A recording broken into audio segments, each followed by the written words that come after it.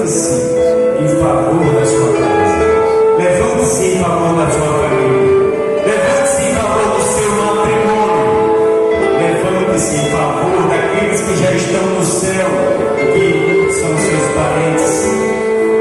Levante-se em favor desta igreja, desta missão do bom samaritano, desta banda praça, de todos nós, da comunidade católica Renascer, da qual eu sou membro fundador. Levante-se em favor da igreja, Jesus. Levante-se em favor da igreja doméstica das nossas famílias. Levanta-te, Senhor. Governa cada um de nós e as nossas casas. Governa a igreja de Deus. Governa este país, Jesus. Governa as nações do mundo inteiro. Porque tu és o Cristo Senhor. E o teu senhorio expulsa daqui e de todas as nossas casas todo o mal, sem fazer alarde. Saiam, fujam diante de mim, de todos nós que estamos aqui, todos aqueles que aborrecem a tua presença e que poderiam impedir este eficaz exercício.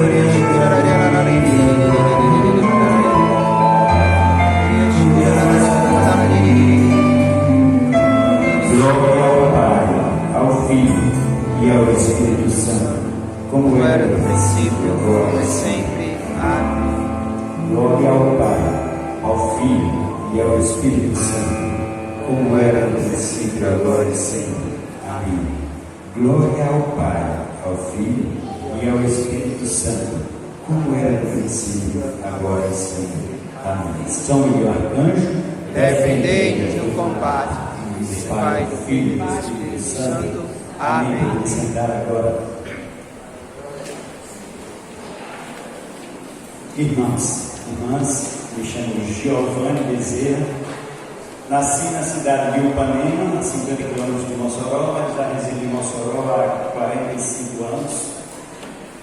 Sou casado com ele, que esteve comigo aqui em Natal até ontem, mas precisamos voltar, porque nós temos 5 filhos, com mais 2 no céu, 7. O gêmeo e uma nora e 3 netos. E 2 dos nossos 5 filhos fazem aniversário no dia 11 de ontem, né? E ontem fiz aniversário do nosso neto caçula, fez 1 aninho de idade. Então, foi difícil estar aqui, nós viemos, mas ela teve que voltar para dar uma assistência. E hoje, assim que terminar a minha pregação, também tenho que voltar para Mossoró para celebrar com eles este dom da vida, né? E sempre a gente está em missão e eles reclamam por isso. Você viu que eles estão aqui conosco, então dessa vez a gente está fazendo um esforço tremendo para estarmos com eles. Então, o justiça, né? Mas olha, sou membro fundador da Comunidade Católica Renascer, no Mossoró, que fez 26 anos de fundação em março deste ano. E prestemos bem atenção naquilo que Deus quer fazer na nossa vida neste dia. Este dia 13 de outubro, um dia depois da festa de Nossa Senhora Imaculada Conceição Aparecida, padroeira deste Brasil, um dia em que nós estamos abertos no dia da ressurreição do Senhor, que é o domingo. Espero que vocês estejam com os corações abertos para tudo que Deus vai fazer aqui, nas pregações, nos momentos de oração, na Santa Missa que vai acontecer daqui a pouco. Em todos os momentos estejamos abertos, porque Deus vem visitar você. A Bíblia diz que Deus vem visitar o seu povo. Deus vem visitar você. Ah, mas é só para aquele que está na porta. Não, é para você. Deus vem visitar você. E as visitas de Deus são raras, são rápidas, mas são inesquecíveis. A visita de Deus a mim aconteceu lá no ano de 1991, quando eu fui pela primeira vez ao grupo de oração da Renovação Carismática Católica. Eu me lembro de cada detalhe daquele dia. Me lembro do brilho dos olhos das pessoas que me acolheram, apesar de eu ser um católico, já fui coroinha quando era criança. O padre que era o padre da minha cidade era muito rígido, brilhava ali com os coroinhas dele, né? Mas aí me deixou mais forte para ser mais católico ainda. E naquela noite do grupo de oração, na paróquia de Nossa Senhora de Fátima, lá na Oração 2 em Mossoró, onde resido até hoje, aquela noite ficou marcada para a minha vida, na minha vida e na minha família. Então as visitas de Deus são raras, são rápidas e inesquecíveis. Tenho certeza que vocês aqui, uma boa parte, já experimentou da graça de Deus, né? Da presença de Deus na sua vida. E o que diz o nosso tema deste encontro Levanta aqui, deste dia, deste ano de 2024? Né? Como é que diz? Está aí nas costas da câmera de vocês.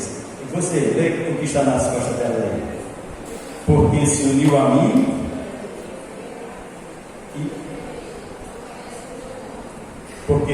mim eu o livrarei e o protegerei, porque conhece o meu nome.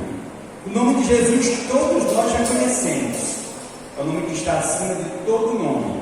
Diante dele todo joelho se dobra no céu, na terra e nos infernos. Conhecer Jesus a gente conhece na história, porque toda a história da humanidade mudou a partir da presença de Deus que veio visitar o seu povo na pessoa do nosso Senhor Jesus Cristo. Tudo ali mudou. Então a gente conhece, porque conhece o nome, diz aí no final da frase do Salmo 90, né? Mas até o final deste dia vocês vão experimentar. E se já experimentaram, vão experimentar de novo, porque Deus faz novas todas as coisas em Jesus Cristo. E veja, só tem sentido a minha e a sua vida se nós olharmos para o Cristo crucificado. Como assim? Que sentido tem olhar para uma cruz, onde o que se dizia, meu Deus que veio visitar seu povo, foi crucificado? Então, a minha vida será crucificada também. Ele já foi crucificado por mim e por você. O que não significa que não tenhamos sofrimentos, mas a diferença está aí. A nossa vida tem sentido porque o nosso Deus morreu por nós numa cruz. Ele foi crucificado por mim e por você. Só que ele não ficou ali, não terminou ali. A presença de Deus que veio visitar a mim e a você não. Ele ressuscitou. E quando ressuscitou, ascendeu, foi para junto do Pai e disse: vocês não ficarão órfãos, vocês não ficarão sozinhos, eu enviarei sobre vocês o Espírito Santo. E aí entra aqui o nosso padroeiro desta capela, e a ação desse Espírito Santo na igreja é que transforma as nossas vidas. E quando eu falo da igreja, a igreja mãe, a igreja católica universal, falo também da sua igreja doméstica, a sua família, onde Deus está presente lá e deve estar presente lá.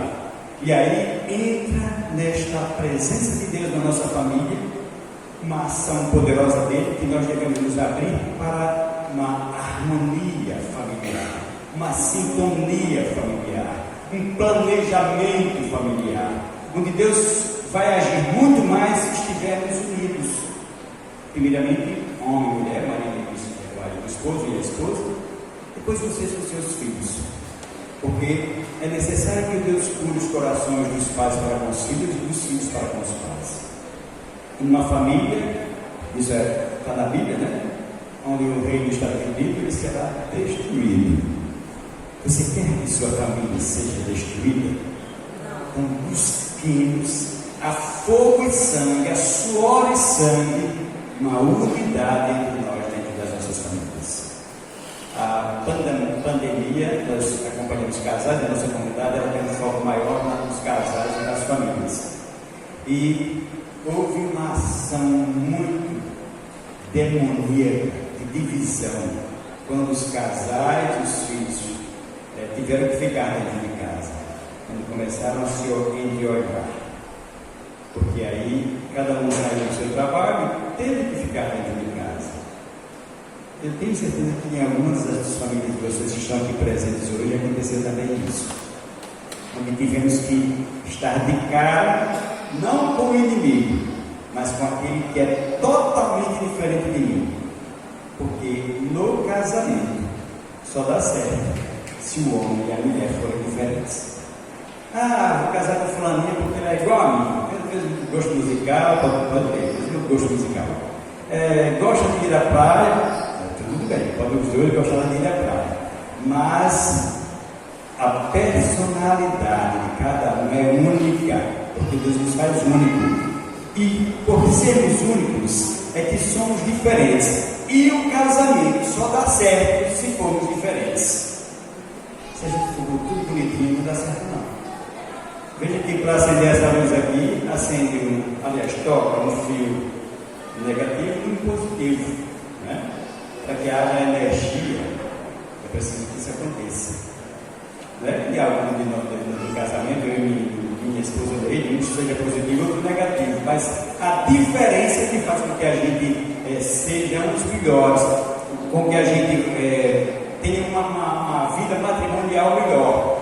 Por quê? Porque entra aí o sacramento. A graça do sacramento é que faz com que a gente se torne, então, um só, uma só carne, um só pensamento, um só planejamento. Se cada um vai para um lado, não dá certo. É bom que estejamos unidos, principalmente em oração, para que isso aconteça.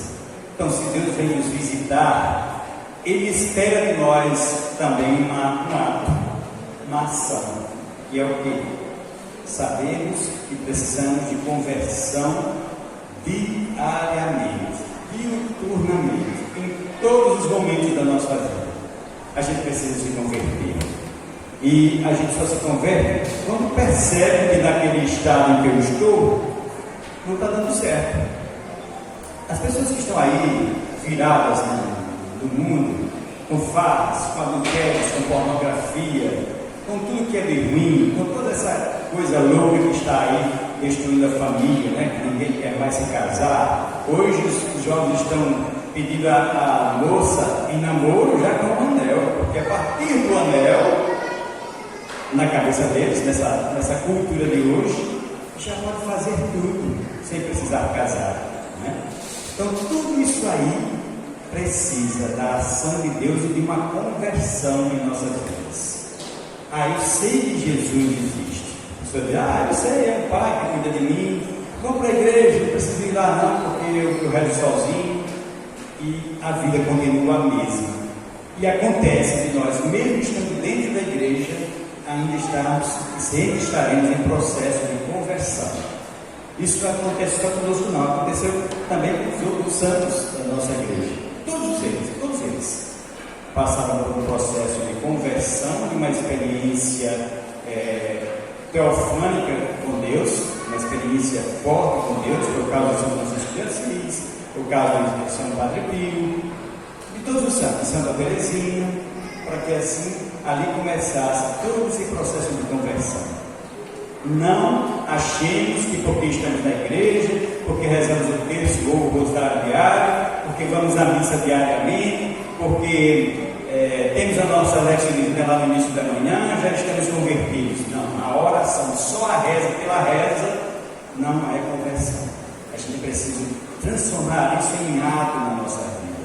E se não está acontecendo, é preciso que a gente reflita e possamos ir então aos pés de Deus, para os pés de nosso Senhor, Ele nos mostrar. Porque o Espírito Santo, ele não cobra tudo de uma vez. Ele é dinâmico, né? Ele é dinâmico porque é o Espírito Santo. E ele vai nos mostrando. Como é seu nome? Erivan. Você já conseguiu bem, muito bem, está aqui, está na igreja, está bonitinho, rezando o texto dos homens, né? Mas aí você precisa mudar agora desse pouquinho aqui. E aí? Aí ele vai, rapaz, esse negócio aí. Mas tudo bem, Senhor, eu vou mudar. Então eu peço a tua graça, sempre com a graça de Deus, né? Peço a tua graça de me converter neste ponto que o Senhor está me pedindo agora. Aí ele vai estar feliz da vida. Agora sim, eu sou santo, vou para o céu para morrer e tal. De repente chega o Espírito Santo de novo, fez uma campainha aí. Pim! Ele, cara, está faltando isso aqui também. Ele falou, mas Senhor, isso é uma besteira. Mas é pecado. E Deus vai transformando a nossa vida assim, paulatinamente, vagarosamente. Porque se Ele sabe, se nos flechar com tudo de uma vez, a gente corre. O humano, a reação do humano é quando é atacado, é correr, né? Deus é muito sábio.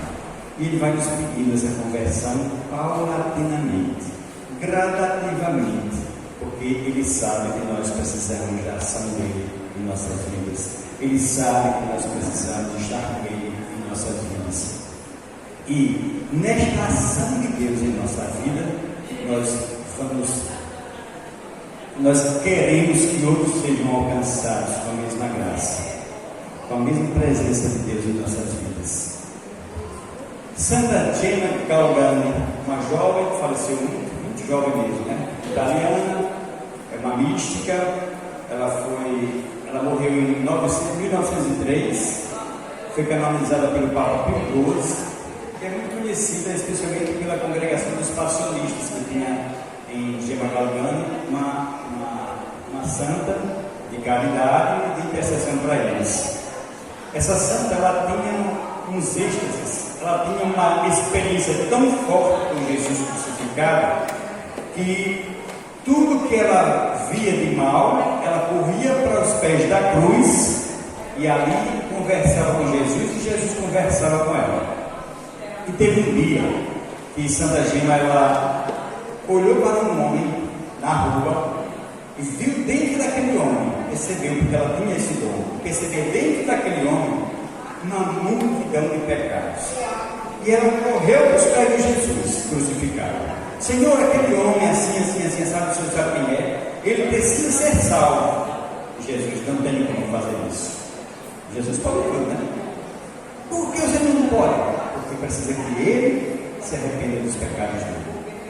Mas, Senhor, ele precisa ser salvo. Se ele está daquele jeito, ele não conhece o Senhor, ele não teve uma experiência como eu tenho com o Senhor, ele não tem esse contato, essa intimidade que eu tenho com o Senhor, dizia Santa Gemma. Mas eu só consigo perdoar e salvar aqueles que se arrependem, dizia Jesus crucificado para a Santa Gemma Galgani. E aí, teve um dia que ela, todos os dias ela insistia, né? Teve um dia que quando ela entrou, o padre da sua paróquia acompanhou e ficou olhando sem que ela percebesse. E ela lá, insistindo com Jesus, Senhor, salva aquele homem e tal. Aí Jesus começou a dizer para ela, olha, eu não tenho como salvar, porque ele comete esse pecado, uma infinidade de pecados. E o padre escutando. Na medida que Jesus ia dizendo para ela ia repetindo, mas esse pecado, mas esse, dizendo os pecados, né? E Jesus disse, sim. Só que ela disse, então se o Senhor não consegue, eu vou pedir a sua mãe para falar com o Senhor. Eu quero ver se o Senhor não faz isso. E ela foi então pediu a intercessão de Nossa Senhora. Quando ela saiu do êxtase e da experiência com Jesus, o padre se escondeu, né? E ela saiu da sala onde estava Jesus crucificado. E silêncio, por favor, para a gente prestar atenção, senhora. E quando ela saiu daquela sala, alguém bateu na porta. Quando bateu na porta que ela abriu, era um lindo homem, em brancos. Disse: eu estava caminhando pela rua, me encontrei com uma senhora muito linda, muito delicada, muito educada, e disse que Deus me ama, que eu precisava experimentar muito mais desse amor de Deus, mas que para isso eu procurasse um padre para me confessar. Aí disse: muito bem, presente, vou procurar o padre não apresentou-se, viu toda a cena lá e apresentou-se. Pois não, o que está acontecendo? Eu disse: porque se o senhor veio se confessar, eu estava sem pecado. Se reservou, o padre com o homem, escutou todos os pecados dele. Aí ele disse: tudo bem, eu escutei os seus pecados, mas por que você não apresentou tal pecado? E como é que você sabe? Deus me fala que você precisa apresentar mais esse pecado. O rapaz apresentou, o padre deu a absolvição, a absolvição dos pecados. Aquele homem se converteu pela intercessão de Santa Gema, já em vida por ele. Aqui entra na nossa vida uma reflexão de Deus para cada um de nós, inclusive para mim. Quantas pessoas estão precisando da nossa intercessão? O marido interceder pela mulher, a mulher pelo marido, os dois pelos filhos, os filhos pelos pais, os funcionários pelos patrões, os patrões pelos funcionários, enfim, nós, pelos nossos sacerdotes, bispos, o Santo Padre, tem tanta gente desde a igreja falando do Papa, falando dos bispos, falando de CNBB, não sei o quê. Pode até ter os pecados deles, mas quem somos nós que somos cheios de pecados também? Mas nós precisamos, depois de uma experiência com Deus, depois de sabermos que entramos nesse processo de conversão, depois de sabermos que eu também tenho as minhas mazelas, tenho as minhas fragilidades, as minhas fraquezas, os meus pecados, depois de tudo isso, eu preciso entender e eu preciso olhar para alguém que está tendo também dessa graça de conversão. E não é chegando lá e passando o sermão na pessoa. Me lembro, um irmão meu, meus irmãos, eu tenho 5 irmãos e uma irmã, 4 irmãos e uma irmã. Um deles faleceu com 54 anos, em 21 de dezembro, 13 de dezembro, eles faz 10 meses, e meu irmão caçula faleceu. Não vou entrar em detalhes pelo que ele faleceu, mas era também muito farrista. E um deles, que é gêmeo,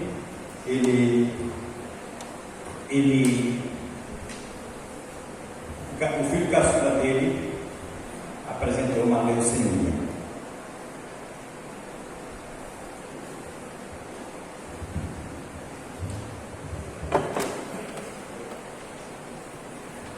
E quando eu soube, eu, da renovação carismática católica, convertido e santo, corri para a casa do meu irmão, morava no bairro vizinho, lá em Mossoró.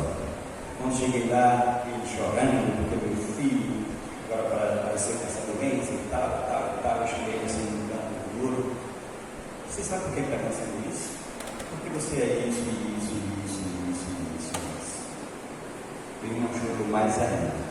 Em vez de eu chegar com algo para acalentar, eu cheguei acusando os pecados do meu irmão, que era tudo aquilo que eu me disse, mas ele chorou muito mais ainda. Passou-se um tempo, muito tempo, acho que 10 anos depois, esse irmão me colocou isso na cara. Eu tinha muita admiração por você, pelo seu processo de conversão. Ele dizem que se eu não tivesse me convertido, eu seria o pior deles. Eu acho que seria mesmo. E ele disse: você se lembra daquele dia que aconteceu aquele projeto, que você foi lá em casa, você chegou me abusando? Ali foi a maior decepção da minha vida. Porque em vez de você chegar ajudando, falando para mim, dizendo que Deus ia curar, realmente curou, hoje é um jovem, casado, formado, um bom emprego, Deus realmente curou. Você chegou acusando. Só para dizer, quando a gente vai para alguém que a gente sabe que precisa de conversão, e a gente sabe que as pessoas, os pecados que as pessoas cometem, a gente fica acusando e chega passando o sermão, que você tem que deixar isso, você tem que deixar aquilo. Não é assim que funciona. É como Santa Gema fez. Nós devemos correr aos pés do crucificado, correr para o Santíssimo Sacramento, correr para a adoração ao Santíssimo quando estiver exposto nos nossos encontros, correr para a Santa Missa, e toda vida que o cálice for levantado e o pão for levantado para a transfiguração do Senhor, ali a gente possa apresentar aquela pessoa. Não demos sermão a ninguém. Não achemos que somos como os protestantes que ficam passando na cara isso aqui. A nossa conversão tem que passar para os outros uma caridade tanta e extrema, a caridade com C maiúsculo, que é o amor de Deus, para convencer aquela pessoa através da nossa caridade, através do nosso amor, através do nosso acolhimento, que é aquela pessoa para que ele venha para Deus, para que aceite assim vir para Deus. Este nome que meu irmão hoje é um dos homens que mais reza eu conheço. Ele é um rezador, não é tão convertido não, a minha acusação, do julgamento, mas é um rezador. E eu sei que assim como eu passei na cara todos aqueles pecados dele, Deus também trabalhou um pouco ali, ou muito. E eu preciso me converter muito mais para que assim a minha caridade, a caridade de Deus em mim, a presença de Deus em mim, possa convencer e converter as pessoas, não pelo meu discurso, pelo meu sermão, mas pela minha caridade, o meu acolhimento. Vejo aqui a fundadora Jandira. Se Jandira não fosse uma mulher acolhedora, ela tinha pessoas da comunidade, a missão do Bom Samaritano. As pessoas que vão para a comunidade católica renascida, me veem lá, Giovanni sorridente, paz de Cristo, meu irmão, seja bem-vindo, e faz aquela festa toda. Minha esposa é bem na dela, é bem na dela, não é muito de fazer a festa como eu faço, né? Eu sou aquele que está à frente para o acolhimento. Só que quando as pessoas conhecem bem a minha esposa, ele abandona. Eu vejo nela um acolhimento muito maior do que mim. E é isso que faz com que as pessoas venham até ao Bom Samaritano. É o acolhimento. Se um padre que está aqui não acolhe bem as pessoas só vêm por obrigação a Santa Missa. Só para dizer que do processo de conversão nosso, precisa também a gente olhar para o outro, e não com acusações, não com julgamentos, mas com acolhimento. É a nossa missão, de todos nós, como católicos, apostólicos romanos, é acolher aqueles que estão lá fora. Quantas famílias estão desestruturadas, quantas pessoas estão com a vida desarmada, desestruturada também, né? Totalmente desestruturada. Se eu, como um bom católico, não for acolhedor, chegar com caridade e trazer aquela pessoa com caridade para a igreja, então nem precisa estar insistindo para ir para a igreja, é você chegar lá e rezar um pouco com aquela pessoa, coloca a mão na cabeça, sei lá, faça qualquer coisa que fala e aquela pessoa se sinta acolhido ou mulher acolhida. Nós não podemos cair na tentação, principalmente virmos para a igreja, para sentarmos no banco, recebemos oração e ficar pelos mesmos. Deus nos faz acolhedores, aliás, Deus nos acolhe para que também nós sejamos acolhedores. Este processo de conversão nossa, a gente precisa entender que é aí onde entra a ação de Deus. Deus me escolheu primeiro na minha família para que eu levasse essa presença de Deus para o meio deles. E sim, há um respeito desde então. Eu tive a minha primeira experiência em 1991, como eu falei, já tenho aí 35 anos, né, dessa conversão, exatamente no mês de outubro está fazendo 35 anos, daquele começo de conversão. Quantas coisas que Deus vem fazendo na minha vida a partir dali, mas para que depois disso, depois do processo de amor de Deus em minha vida, Ele me chamou para fundar uma comunidade que zela por tudo aquilo que Deus espera do matrimônio e da família, olhando para o princípio, como é que Deus pensou a família, e assim, nesse processo de conversão, outras pessoas possam experimentar a presença de Deus. Irmãos e irmãs, se estamos aqui hoje, precisamos de uma ação poderosa do Espírito Santo para que Ele assim transforme a nossa vida. Cadê o mistério? Para que Ele possa transformar as nossas vidas. Olha aí para quem está do seu lado e diga: eu preciso de você. Conto contigo. Conto contigo. Para orar por mim. Para orar por mim. Para não me deixar cair. Para não me deixar cair. Mas eu quero também. Mas eu quero também estar contigo. estar contigo. Em qualquer lugar para onde você for. Em qualquer lugar para onde você for. Para também não te deixar cair. Para também não te deixar cair. Que venha sobre você. Que venha sobre você. Sobre mim. Sobre mim. Sobre nós. Sobre nós. A pessoa do Espírito Santo. A pessoa do Espírito Santo. Com todo o seu amor. Com todo o seu amor. Para que assim continuemos filhos e filhas de Deus, como filhos e filhas de Deus, agindo com amor para com o outro. Preciso de você. Também, irmãos, todos nós passamos por sofrimento. Todos nós. Sofrimento não é uma coisa que Deus criou. Mas como aconteceu depois da queda de Adão e Eva, tanto o pecado como o sofrimento, esse Deus que, como eu disse lá no início, veio nos visitar, Ele está conosco todos os dias. É a palavra de Mateus capítulo 28, versículo 20. O último capítulo, o último versículo deste Evangelho de Mateus diz isso: eis que estarei convosco todos os dias, até a consumação dos tempos. Todos os dias.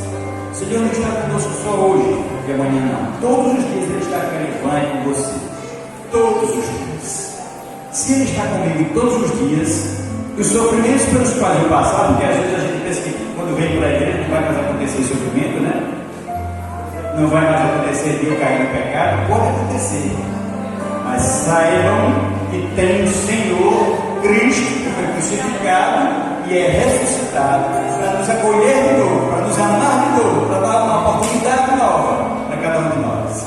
E todas as possibilidades se abrem quando a gente crê nisso. Estejamos atentos. O inimigo, como diz São Pedro na sua carta, ele está como um leão que ruge, esperando que a gente dê um vacilo para ele entrar na nossa vida com força. Homens e mulheres que estamos aqui, começando por mim, estejamos atentos.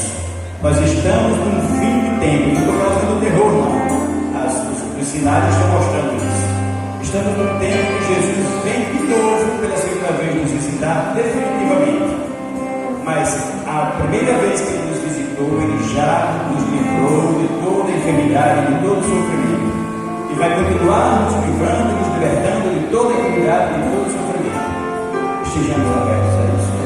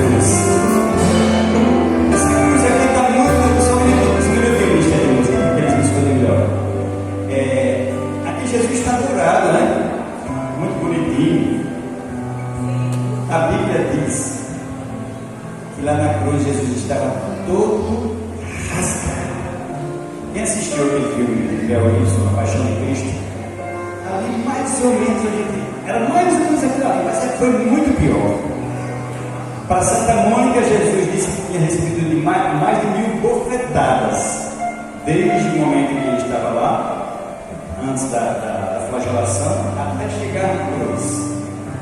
Jesus foi todo rasgado. A Bíblia diz que ele estava como uma raiz, em formato de raiz. Uma raiz, a gente sabe, né? Toda rasgada, toda espaçolada. Não é bonitinho, não. Eu estive num show, uma apresentação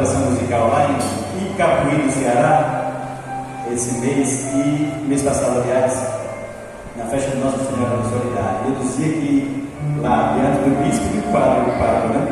Nós somos covardes como católicos, porque apresentamos um Cristo muito limpinho, bonitinho, lisinho, né? Eu usei a palavra muito forte, covarde, mas nós temos vergonha de apresentar o verdadeiro Cristo crucificado, para que assim nós pudéssemos olhar para Ele, termos vergonha de nós mesmos, das nossas misérias. Nós vamos cantar Ninguém Te Ama Como Eu. A gente vai olhar para a cruz, mas na cruz a gente sabe que Ele não ficou ali, ressuscitou, como disse. Mas para chegar na ressurreição, Jesus teve que passar pela crucificação. Para chegar na ressurreição, nas alegrias, nas felicidades que a gente espera para a nossa vida, passamos por muitos sofrimentos e tribulações também, mas certos de que ressuscitaremos, de que seremos felizes, de que o Senhor não nos abandonou. Se Ele veio visitar, não foi uma visita de alguns segundos, foi uma visita eterna, que cuida de cada um de nós. Esperemos. Fiquemos de pé, deixemos dessa canção. Olhe bem para a cruz e nela coloque os seus pecados, todas as suas fraquezas, as suas fragilidades. Coloque a sua dor daquele marido que tem dado trabalho, daquele filho que tem dado trabalho na sua vida, daquela mulher que tanto tem resistido a estar com você na igreja. Coloque os seus filhos, coloque as pessoas que se recomendam às suas orações. Tenho esperado este momento. Eu sei